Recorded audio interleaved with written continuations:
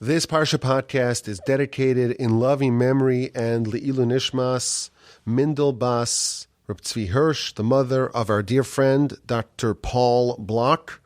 Mindel, known as Mili, was a remarkable woman who overcame a very difficult childhood, and she built an incredible legacy, meriting, in fact, to hold her own great-great-grandchildren. Beloved by all who knew her, Mili will be sorely missed. May her soul be elevated in heaven. Before we begin, I have a cute story to say. In my son Yehoshua's school, so the kids, they rotate, the 8th graders rotate who is going to read from the Torah, who's going to lane every Monday and Thursday. And Yeshua, given that he had his bar mitzvah a couple of months ago, he signed up for Parsha Haazinu, for this week's Parsha. Now, he doesn't know how to lane. He's a little kid. He needs me to train him.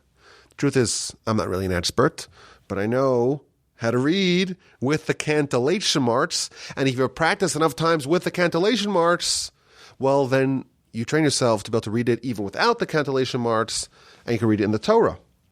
So last night we were practicing over and over again, and when he got to school this morning, he was able to read it flawlessly.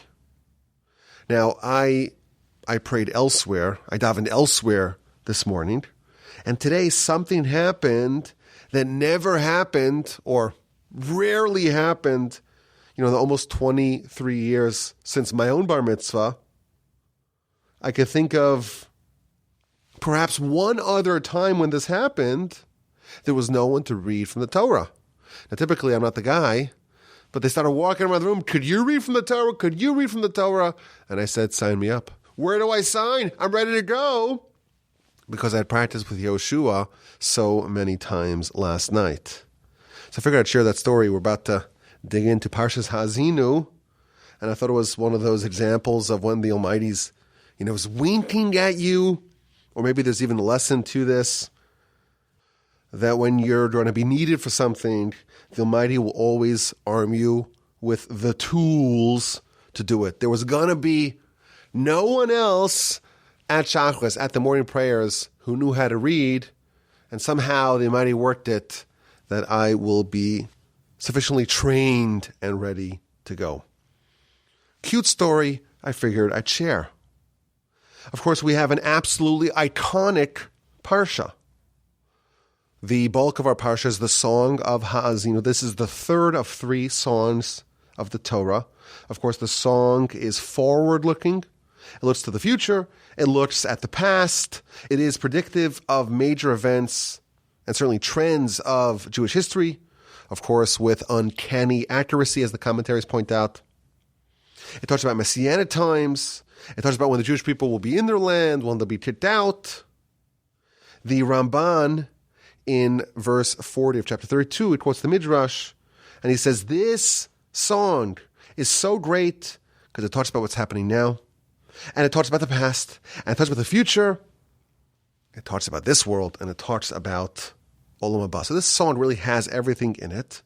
And in fact, there is a tradition that the 613 words of this song correspond to the 613 mitzvahs in the Torah, one for each mitzvah. So, of course, it's an exquisite parsha from beginning to end, very poetic, very flowery. This is an exquisite song. Today I want to focus on the second verse of our parsha. It's a short verse. Ya'arov kamatar likhi. May my teachings, Moshe tells the Jewish people, drip like the rain. May my utterance flow like the dew, like rain showers upon vegetation, like raindrops upon the grass. Again, very flowery, very poetic. He's talking about the 4 types of rain, or he's mentioning 4 types of rain. There's rain, there's dew, there's like stormy rain showers, and there are raindrops. And Moshe's comparing his speech, his words, this song, this Torah, to rain, and specifically to the 4 types of rain.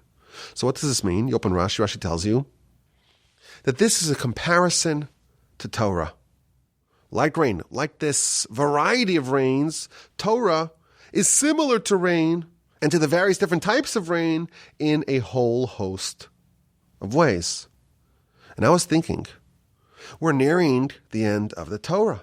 We are in the penultimate Parsha, and thus the penultimate episode of this 6th cycle of the Parsha Podcast. I'm pleased that we're gearing up for the 7th cycle. And I thought it would be interesting and certainly helpful to see what we can learn about Torah from this comparison, from the comparison of Torah to rain. I wanted to survey the various ways that Torah is similar to rain and to the variety of rains.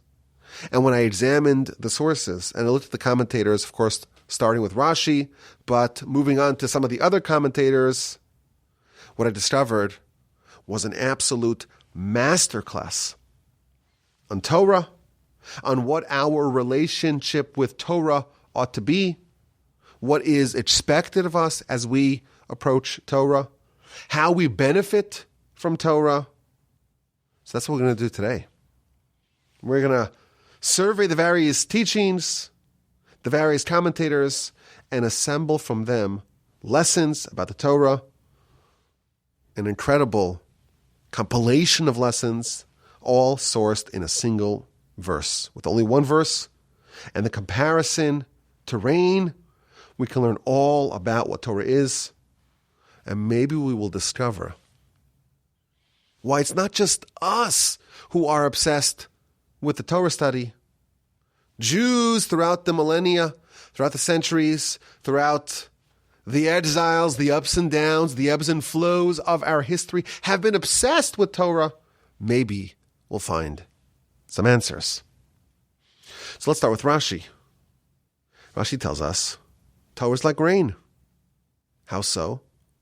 Torah provides life for the world just as rain provides life for the world. Imagine what the world would look like without rain. It would not be a very pleasant place for a very long time. Rain, of course, is essential not just to drink, but it's also necessary for any food. Absent rain, there's no vegetation. There's no vegetation, there's no food. But I'm carnivorous, I'll just eat steak. Well, where does the steak come from? It ultimately comes from the vegetation. Without rain, without water, we are doomed. Everyone wants to go to a different planet. Everyone wants to check out Mars. The biggest problem you're going to have is there's no water. There's no rain. Our system is so wonderful with the clouds and the evaporation and the precipitation. It's all wonderful. And the rain is so helpful and beneficial. It's so life-giving. If there's a drought, there is death and devastation. And that's Torah, Rashi tells us. Torah is the same thing. It's also critical for the world's survival. The world cannot endure without Torah. This is an amazing idea, Rashi's telling us. The very beginning of our study, we discover something fascinating. Torah is as essential to the world's continuity as rain. Without Torah, there's no life. Without Torah, there's devastation. This is an idea that Rashi brings many places. The Talmud talks about it.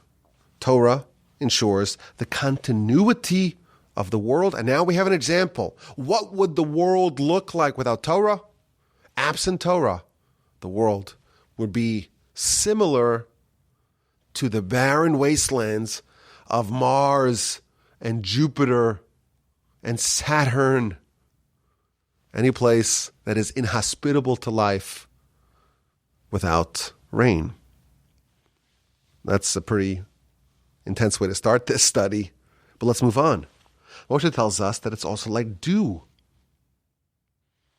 Well, if we already have rain, why do we need dew? So Rashi tells us that when it rains, most people are happy, but some people are not happy. Why? Because they're traveling. And suddenly the roads are muddy.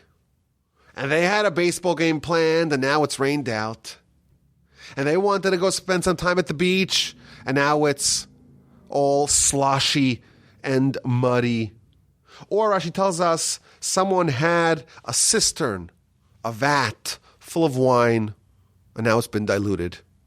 So rain, it does dampen the spirits, pardon the pun, of some people. And Torah, it's just good. There's no bad. And therefore, it's like dew as well, because everyone loves dew. Dew is the lighter precipitation. It doesn't disturb anyone, but it still provides immense benefits for the world. Torah is like dew.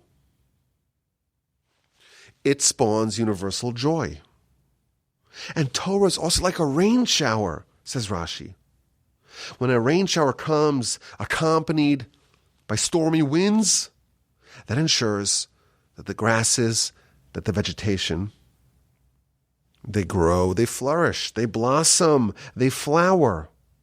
So too, the words of Torah make a person who studies it grow and flourish and flower and blossom. And Torah is like droplets, strong droplets, says Rashi. The final kind of precipitation of our verse, Rashi tells us, it is a strong raindrops akin to arrows being fired. Now, unlike the previous three types of precipitation, Rashi doesn't explain the benefit of this kind of rain. Perhaps we can speculate that the term that Rashi uses, Rashi says that it's called revivim. That's the Hebrew name for this kind of rain, because it fires like arrows. Yore kechetz, it fires like arrows. The Talmud uses this term, firing like arrows, without getting too graphic, to describe fertility.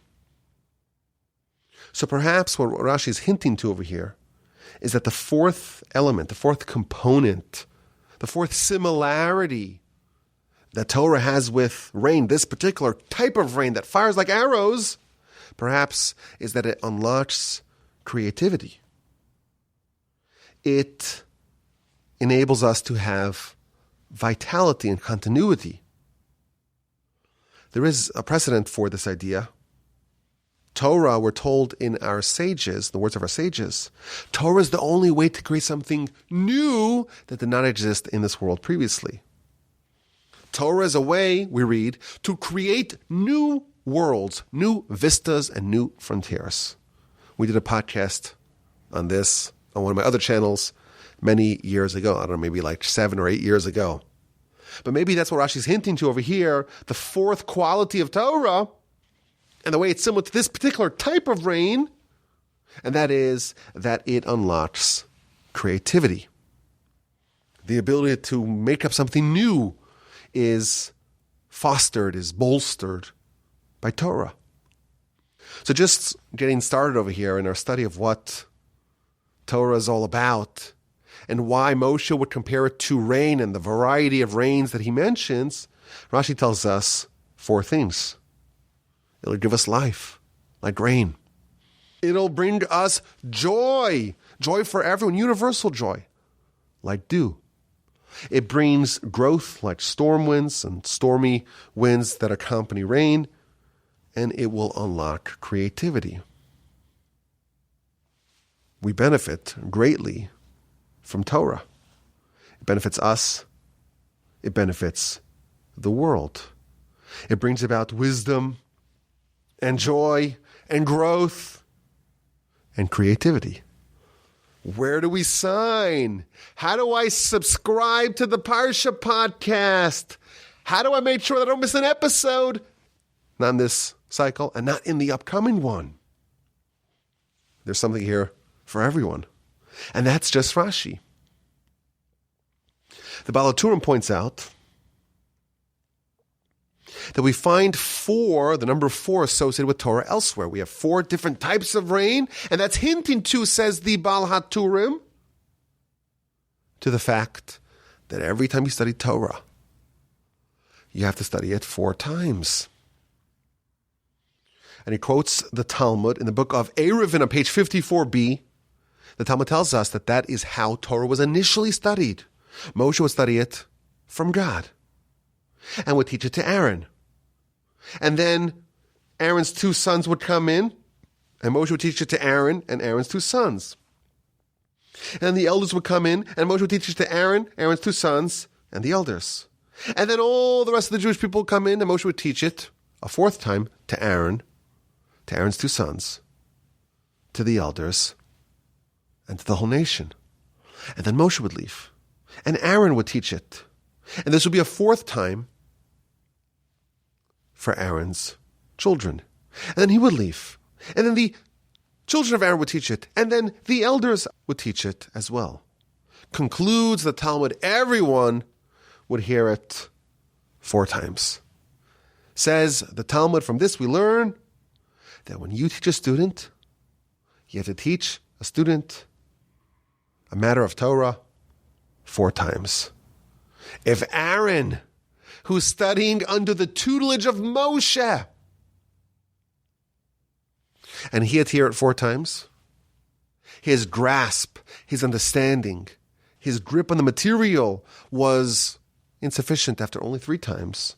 Certainly us simpletons, studying from other simpletons, not from Moshe, we need to hear everything 4 times. I remember hearing in yeshiva that if you look at the standard edition of the Talmud, the lines of Rashi and Tosafos on the margins, they always start with 4 lines on top. And that's hinting, I was told, that we have to read everything 4 times before moving on. Rabbi Weinberg of blessed memory used to say that this mimics the growth of a seed. You plow it, that's 1. You plant it, that's 2. You harvest it, that's 3. And you consume it. You digest it. You absorb the message, that is 4. For us to truly assimilate the messages of Torah within us, we have to study it a minimum of 4 times.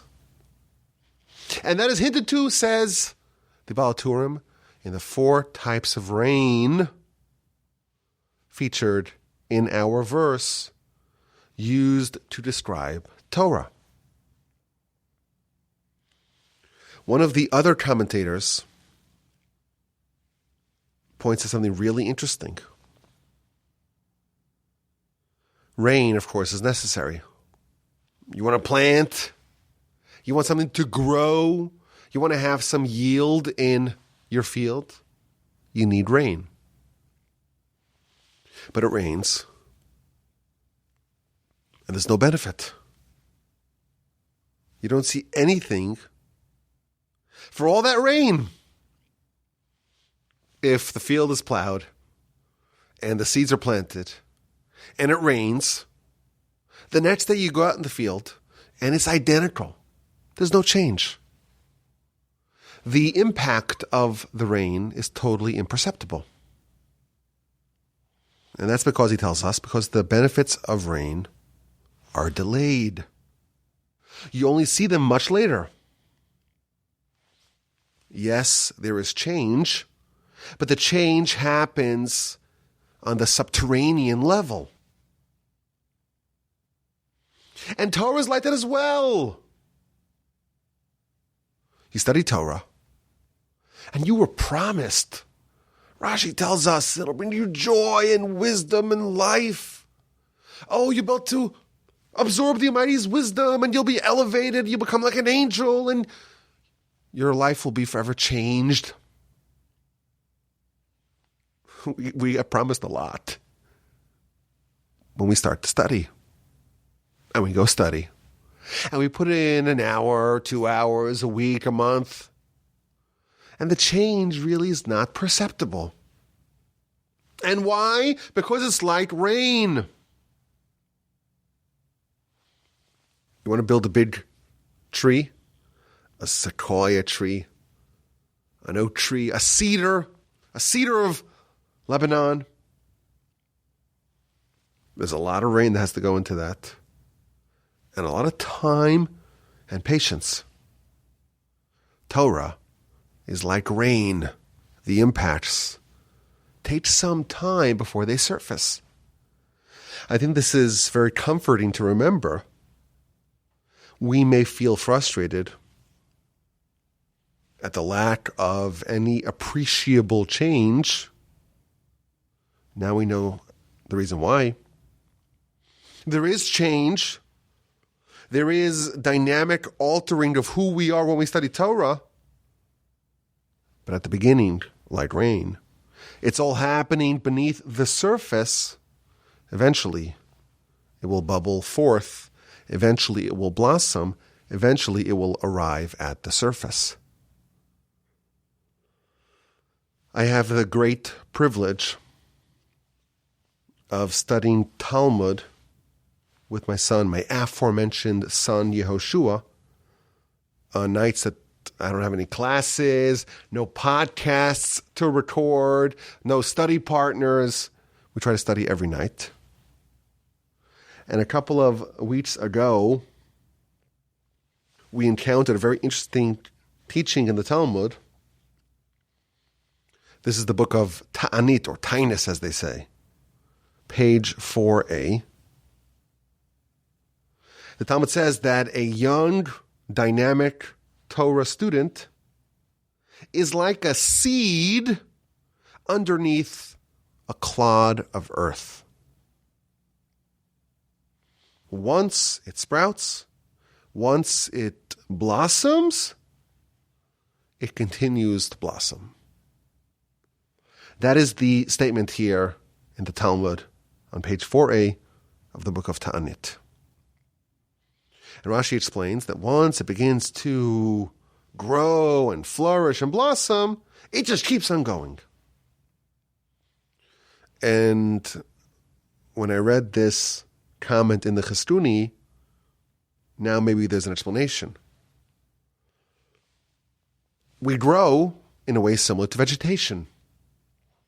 Man is like the tree of the field, the verse tells us. Torah is like the rain. The impacts of the rain, they take some time to appear.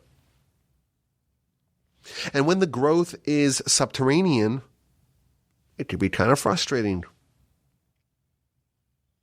You can feel perhaps that this is futile.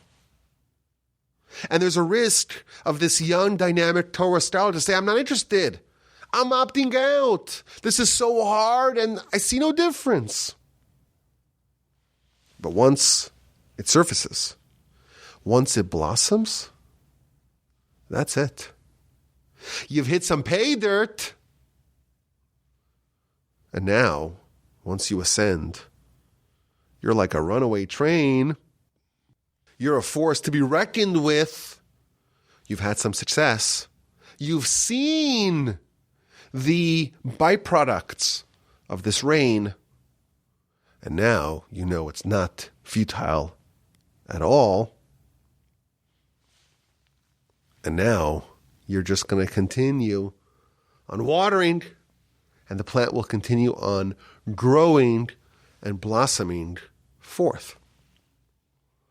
Another incredible idea about the comparison between rain and Torah. There's a very long comment in the overcame, and he makes a bunch of connections between Torah and rain. The first thing he tells us is rain, well, that provides life and vitality for the world. And Torah is like rain in a literal sense because it is the means of exchange for sustenance and rain. Why does God give the world rain? Why does God ensure? In what merit do we earn rain and its concomitant sustenance? It's because of Torah. There's a transaction that happens over here. We buy, so to speak, the rain with Torah. And if there is no flower, if there is no rain, if we don't have any sustenance, the answer to why we're in that situation is because there's no Torah. You have failed to buy it. God lets us buy on credit. So sometimes even without us paying, so to speak, for rain and grain and flour, we'll get some of it. But really, without Torah, the Almighty doesn't desire, so to speak, to give us rain, and by extension, food. That's the first thing he tells us about the connection between Torah and rain. And the overcame tells us something else. In the latter half of the verse, it talks about different kinds of grasses. There is thin grass, and then there's thicker vegetation. And there's also different kinds of rain. There's a thin rain droplet versus a thicker, more intense torrential rain. And he says something really interesting. The verse pairs a big rain with a big vegetation, a recipient of that rain. And on the lower half of the scale, on the other end of the spectrum, it pairs a very thin rain, a small droplet, with thin grass. And he tells us that the Almighty expects every person to study whatever is commensurate to their ability. And thus, if someone is stronger and more robust and more capable, and they're like a thick vegetation, then the amount of rain that showers upon them, the amount of Torah that they are expected to study, is pretty high. If someone's just a feeble, thin grass, then the rain that descends upon that grass is an easy droplet, a pleasant droplet. If someone is not as capable, if someone does not have the same ability, then what is expected of them is commensurately less. The demands that the Almighty places upon a person to study are commensurate to their ability. And he quotes a scary midrash. The midrash says that when someone dies and they are summoned before the heavenly tribunal, one of the questions that they're going to ask is, well, did he study Torah? And when someone says, well, I did, I studied Scripture, then they're going to tell that person, well, why didn't you study Mishnah? And if someone says I did Scripture and Mishnah, they will say to them, why didn't you study Talmud? And so on. If someone studied some Talmud, then they'll say, well, why didn't you study more Talmud? If someone studied all of Talmud, they'll move on to the next subject, and the next subject, and the next subject. They're always pushing them a little bit beyond what they have accomplished. But if someone studied just Scripture, they will not ask that person, well, why didn't you study the most advanced, esoteric, arcane parts of the Kabbalistic literature? That's beyond them. The stronger rain is on the stronger and more robust vegetation. The lighter, more pleasant rain is on the weaker, more feeble grasses. If you can do more, it is incumbent upon you to do more. No one is expected to do more than they can. And that's another lesson we learn from this comparison of rain, the variety of rains on the variety of recipients of those rain. The more you can handle, the more you are expected to do. And finally, the Talmud makes a lesson of its own from this comparison of Torah to rain. The Talmud says that if someone is a fitting Torah scholar, they are righteous. They are pious. They're good. They have refined character. Someone like that, they're supposed to be like the dew. It's very pleasant. It's very nice. It's very easy. But if you have a Torah scholar who's not refined, who doesn't have resplendent character, who is lacking in their behavior, who isn't living up to what's expected of a Torah scholar, someone like that should be killed, the words of the Talmud, should be killed with a torrential downpour, in a hurricane, in a tsunami, in a cyclone. My grandfather, blessed memory, quoted a teaching in the name of the Gaon of Vilna.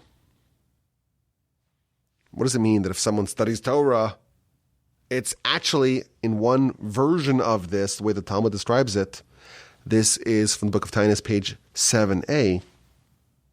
In one variety of studying, the rain should be harmful and result in their death.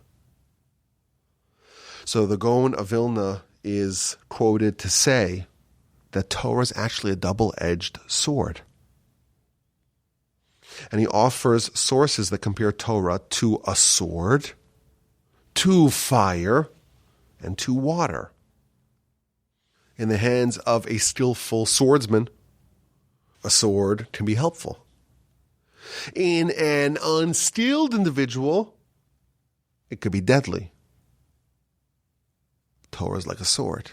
Torah is like a fire. Fire can upgrade things. You could make metal, and you could improve food, and you could do clay and brick making. All kinds of great things can be improved with fire. But it could also be deadly. It could also be destructive. Torah is like fire. And Torah is like water. It could quench your thirst. It could raise your produce. You could also drown in it. And the idea is a powerful idea. He quotes the Talmud. There's water, there's dew. They descend upon the ground, and they make things grow. What grows? Well, trees and plants and vegetation, but also thorns and weeds and thistles. Moreover, he points out that the weeds actually benefit more from the water than the vegetation does. Torah is compared to rain, to dew, to various types of precipitation. Torah will facilitate growth. And who's the plant? The plant is the person. If the person is a weed, if he is chock full of bad character, hubris, arrogance, anger, impatience, a feeling of superiority over other people,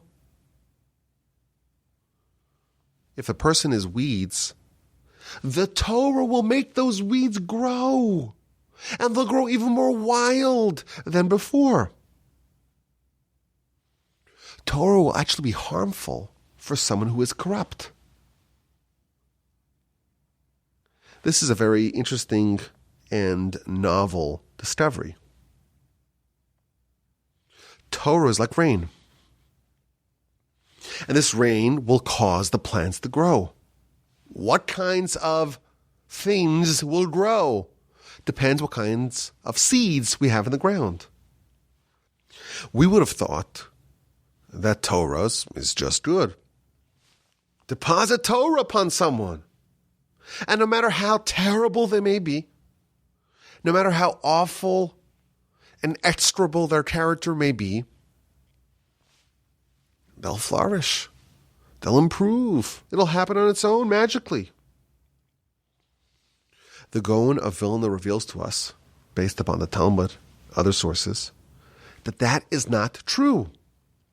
Torah is like rain. It will augment and amplify and increase whatever the person is, whatever the plant is, whatever we have started here in the ground. If that is good, we'll have a lot more good. If that is bad, we may end up with some more bad. If someone is rotten and corrupt and evil, Torah will make that grow as well. And he quotes an interesting law that states that if you have a corrupt student, you are prohibited from teaching them. First, they should improve their ways. First, they should upgrade their seed. And only then can you allow them into the academy. Torah is going to increase a person. More power, more intelligence, more spirituality. For the corrupt, they'll become more devious, more cunning. Yes, they will become more spiritual, but what's going to be if they're bad? Now they'll be empowered. Their evil will have an element of spirituality to it. That will be the flourishing and the blossoming of those weeds. Torah is divine vitality. Torah is just the most wondrous thing. It's wisdom from heaven on high. It's divine wisdom. Somehow, magically, wondrously, it's captured in physical terms. But the vitality, the power, is the same unadulterated power that exists on high. And that is like rain making everything grow. If you start off from a point of goodness, you'll have a lot more goodness. If you start off with a rotten, corrupt starting point, that may result in the flowering of evil. The Talmud, in fact, says that you can use Torah to advance the cause, the agenda of the Yetzer Hara. Man is like the tree of the field. Torah is the rain, the precipitation. What will sprout? What will come forth? Well, that depends on what kind of person we have here as the starting point. And thus our final lesson of the comparison between Torah and rain is that there is a prerequisite for Torah, and that is good character, or at least at a minimum, the desire to have good character, the desire to improve. Because whatever you have as your starting point, that is what Torah will cause to sprout.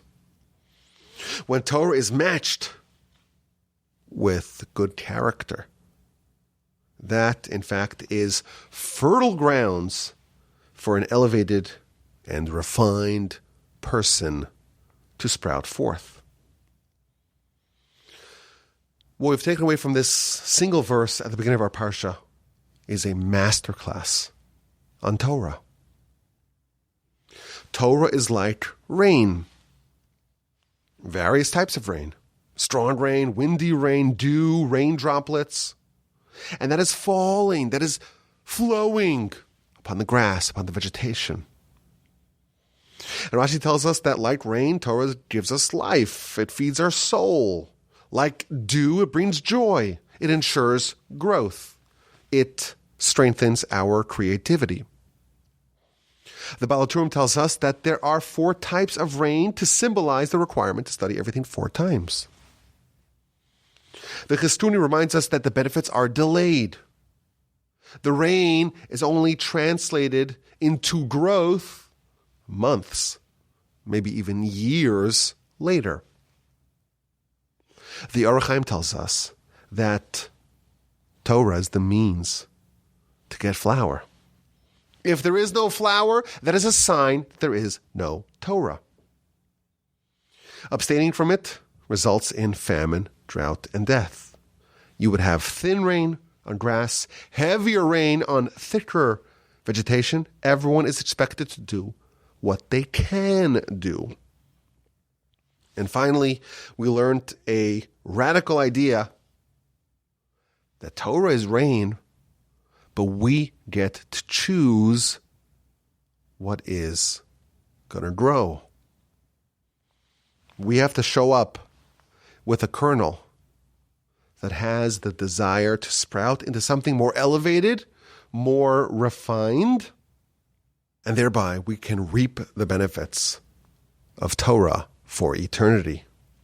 I think this is a fitting study as we end, or we near the end, of the 6th year of the Parsha Podcast, and we get ready for year 7, please God. Torah is like rain. May we all merit to soak it all up, to soak it all in, and be elevated as a result. Let's get to this week's exquisite insight, and this comes from verse 4 of our Parsha. Hatzur tamim pa'alo, the rock, God, whose deeds are perfect. Ki chol drochav mishpat, all his ways are just. Kelimun avein avel, he is a faithful God, a trustworthy God. And there's no falsehood, there's no iniquity. Tzaddik v'yashar hu, he is a tzaddik, he is righteous, and he is upright. The verse tells us that God is kel emunah, a God of emunah. Emunah we translate typically as faith. A faithful God. Usually it's the believers. It's the populace that have faith. What does it mean that God is a God of faith? So Rashi tells us that this refers to God giving reward for the tzaddikim, for the righteous, for the righteousness in Olam Haba. And even though God delays their reward, we don't see the reward of the righteous in this world.